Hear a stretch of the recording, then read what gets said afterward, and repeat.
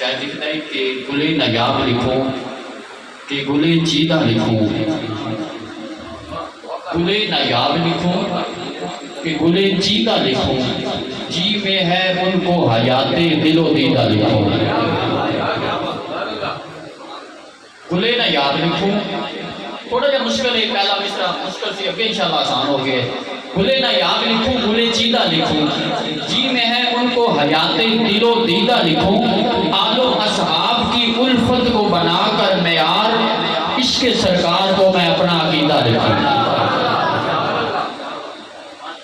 آل و اصحاب کی الفت کو بنا کر معیار، عشق سرکار کو میں اپنا عقیدہ لکھوں، اور کعب و حسان سے خیرات تخیل لے کر، سرکار دے سنا خان سن نا، حضرت کعب بن زہیر اور حضرت حسان بن ثابت اور بھی کافی سرکار دے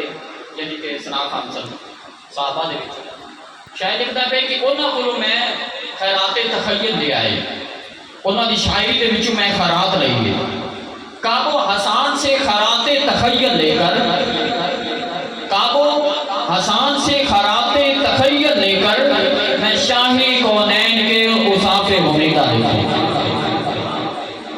کعب و حسان سے خیرات تخیل لے کر،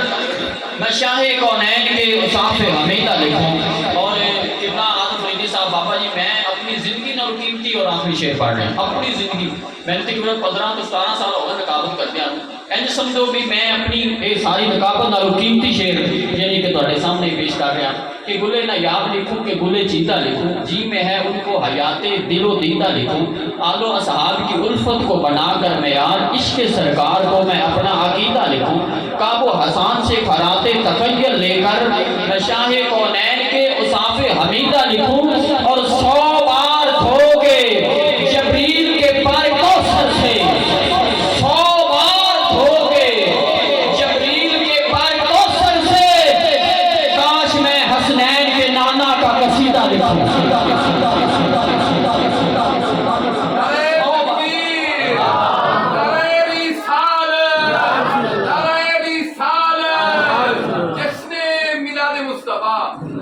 سو بار دھو کے جبریل کے پر کوثر سے، نعت لکھنا کوئی آسان نہیں، اہل علم لوگ جانتے تھے، اعلیٰ حضرت نے فرمایا سی کہ نعت لکھنا انج جویں ننگی تلوار تے چلنا ہوندا ہے۔ اج کل تے ویسے ہر بندہ ہی شاعر بنیا ہے، لیکن اصل جڑی نعت ہے وہ اس طرح ہی اعلیٰ حضرت کا یہ فرمان ہے کہ ننگی تلوار تے چلن دے متبادل ہوندا ہے، انج انج پھسلن دا بڑا خطرہ ہوندا ہے نعت دے وچ، خاص طور تے نعت دے وچ۔ 100 بار دھو کے جبریل کے پر کوثر سے، کاش میں حسنین کے نانا کا قصیدہ لکھوں، اور اب تو لازم ہے کہ سردار کو خط لکھا جائے گا۔